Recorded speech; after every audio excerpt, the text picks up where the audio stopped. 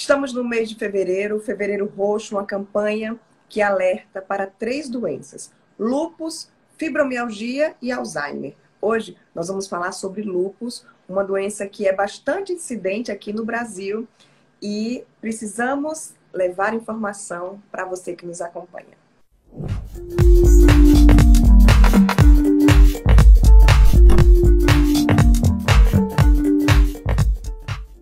E para falar sobre lúpus, a gente está recebendo hoje a doutora Tarsila Fontes. Doutora Tarsila é reumatologista. Tudo bom, doutora Tarsila? Bem-vinda ao Viver Bem mais uma vez. Bom dia, Juliana. É um prazer estar aqui novamente conversando com vocês. Doutora Tarsila, são essas 3 doenças no mês de fevereiro, mas a gente queria focar nessa entrevista no lúpus, né, em virtude da alta incidência dessa doença aqui no Brasil. Queria que você explicasse o que é o lúpus e por que essa incidência é tão grande no nosso país. Vamos lá. O lúpus é uma doença inflamatória de causa imunológica, autoimune, e que tem uma forte influência no seu desencadear e na sua progressão pela exposição à luz solar. Sendo assim, o país tem uma das maiores casuísticas, né, principalmente a região Nordeste, estima-se que pela maior incidência dos raios solares aqui, nós estamos próximos ao Equador, né, e que especificamente o Rio Grande do Norte tem uma incidência aumentada. Já tem um estudo clássico que fala sobre isso de alguns anos, tá? O lúpus, ele tem essa influência da luz solar porque ela pode tanto desencadear naqueles pacientes que já têm uma predisposição, como agravar nos pacientes já sintomáticos. É uma doença que acomete pele e também órgãos internos, sendo na pele as lesões mais exuberantes. A mais típica é conhecida como Hashimoto ou eritema em asa de borboleta, que é uma vermelhidão bem fotossensível na face dos pacientes que são acometidos, mas pode afetar também qualquer lugar do corpo, principalmente região do colo, regiões fotoexpostas de membros superiores. Quando acomete órgãos internos, ela é chamada de lúpus eritematoso sistêmico.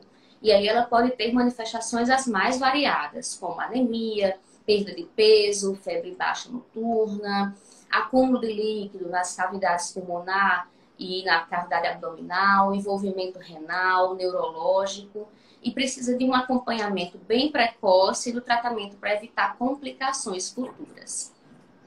Você fala da importância desse tratamento precoce, né? E como perceber logo no início? Quais são os primeiros sinais que o lúpus dá?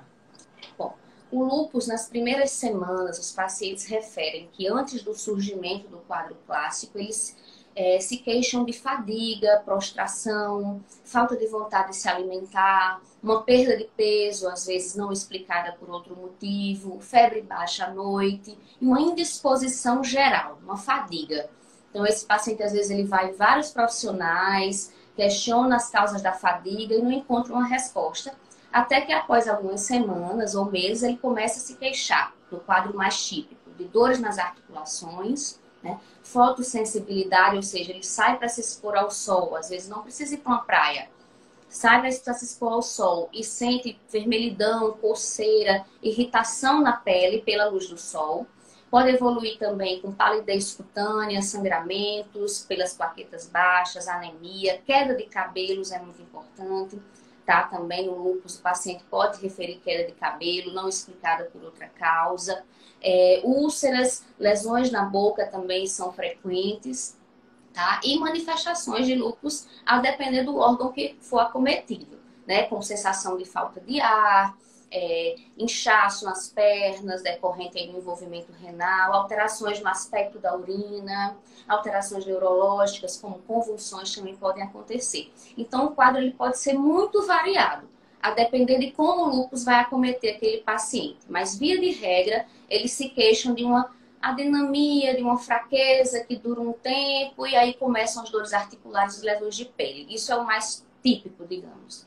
Quem são os pacientes com mais probabilidade de desenvolver essa doença, doutora Tarsila? O lúpus, por ser uma doença autoimune, pode acometer em qualquer momento, qualquer faixa etária e sexo. Mas, preferencialmente, nos estudos epidemiológicos, o lúpus é uma doença tipicamente de mulheres jovens, em idade fértil, em torno de 20, 30 anos, principalmente das raças parda e negra, tá? Mas pode acometer criança, pode acometer pessoas numa idade mais avançada, certo? Mas tipicamente mulheres jovens isso tem muito impacto na vida profissional dessas mulheres, né?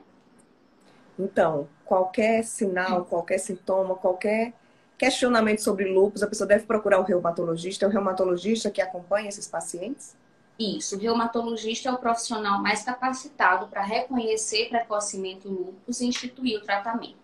Lembrando que muitas vezes, por essas queixas muito inespecíficas, o paciente costuma procurar, às vezes, outra especialidade. Ele pode ir com um endócrino, estou cansada, estou perdendo peso, não sei o que é. Ou então pode ir para o dermatologista, porque pode começar com lesão de pele. Então, assim, às vezes o paciente ele procura outro especialista para que esse referencie ao reumato, que é o profissional que cuida do lúpus. Então, é muito importante que as equipes multidisciplinares, as demais especialidades, estejam familiarizadas com esse início do quadro, porque ele já pode, de repente, pedir algum exame que, dentro desse contexto sintomático, ajude no diagnóstico e encaminhe para um tratamento apropriado. Com relação ao tratamento, você falou que o lúpus não tem cura, né? Mas como é esse tratamento? Isso. O lúpus não tem cura, por ser uma doença da imunidade, mas ele tem controle. E nos últimos 20, 30 anos, a gente sabe que muitos medicamentos vieram e conseguiram restaurar a qualidade de vida desses pacientes. A medida mais importante para tratar o lúpus, sem dúvida, é a proteção solar. Como a gente já conversou, a proteção solar ela consegue controlar a doença. Se o paciente está tomando sua medicação direitinho, né, bem aderente, mas ele se expõe ao sol, isso pode ativar a doença e não é legal. Tá? Então, a proteção solar, seja com filtros químicos, como os protetores, né? E várias apresentações, loções, cremes, com o uso de roupas com proteção solar, boné, chapéus, também é muito importante para esses pacientes quando forem se expor ao sol. Não só se expor ao sol para ir para uma praia, mas mesmo as atividades cotidianas. É importante lembrar da fotoproteção, uma vez que o sol está aí em todo lugar, certo? Existem alguns medicamentos fundamentais no tratamento do lúpus, né? A hidroxicloroquina é uma medicação que é bem conhecida dos reumatologistas, como capaz, é uma pedra fundamental no tratamento, que ajuda o paciente às vezes aquele paciente que já teve uma fase inflamatória mais agressiva, que precisou de outros medicamentos, quando ele entra em remissão, ele fica em monoterapia com a hidroxicloroquina, mas existe uma série de outros medicamentos, tanto orais, quanto injetáveis, quanto tópicos também, no caso do lúpus cutâneo, né? A gente sabe que algumas infiltrações com corticoide podem ser úteis para tratar as lesões de pele do lúpus. Então, o reumatologista é o profissional indicado para escolher esse melhor tratamento para o paciente com lúpus. Doutora Tarsila, só para a gente terminar, né? Esse mês de fevereiro é o mês de conscientização, de alerta.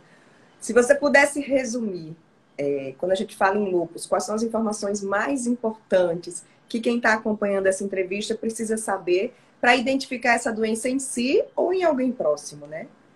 Bom, então o lúpus é uma doença que deve ser suspeitada naquela mulher jovem, tipicamente, com queixas que podem começar como inespecíficas, com dores no corpo, sensação de fadiga, de impotência funcional, associada a dores articulares, tipicamente também com lesões de pele que não podem ser explicadas por outra causa, certo? Se tem uma história familiar de doença autoimune, é importante ficar atento a um diagnóstico possível de lúpus também, tá? E sempre procurar o médico, de preferência um clínico geral ou focado naquela queixa, lesão de pele, vai ao dermato e o colega bem preparado, ele vai conseguir, dentro daquele contexto, referenciar o reumato. Então, como eu falei, às vezes os sintomas são muito inespecíficos para que o paciente vá direto para o reumatologista. Mas é muito importante ter a atenção de que lesões na pele associadas a dores articulares em mulheres jovens, naqueles pacientes que têm uma história familiar positiva, devem levar a suspeita de lúpus e devem ser melhor avaliados.